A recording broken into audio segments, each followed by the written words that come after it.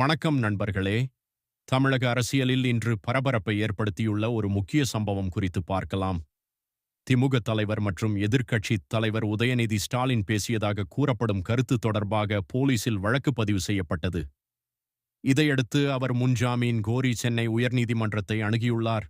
அதே நேரத்தில் போலீசார் அவரை விசாரணைக்காக காவலில் எடுத்தனர். ஆனால் அவரை நீதிமன்ற காவலில் அனுப்பும் திட்டமில்லை என்றும், விசாரணைக்கு பிறகு நிலைய ஜாமீனில் விடுவிக்கப்படும் என்று தமிழ்நாடு அரசு உயர்நீதிமன்றத்தில் தெரிவித்துள்ளது.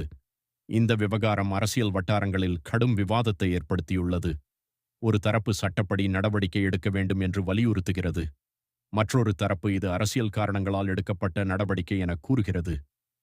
இந்த வழக்கின் அடுத்த கட்ட விசாரணை மற்றும் நீதிமன்றத்தின் முடிவு என்னவாக இருக்கும் என்பதை அனைவரும் எதிர்பார்த்து காத்திருக்கிறார்கள். இந்த விவகாரம் குறித்து உங்கள் கருத்து என்ன? கீழே கமெண்டில் பதிவு செய்யுங்கள். இது போன்ற முக்கியமான தமிழ் செய்திகளை தொடர்ந்து தெரிந்து கொள்ள எங்கள் சேனலை சப்ஸ்கிரைப் செய்து பெல் ஐகானையும் அழுத்த மறக்காதீர்கள். நன்றி, வணக்கம்.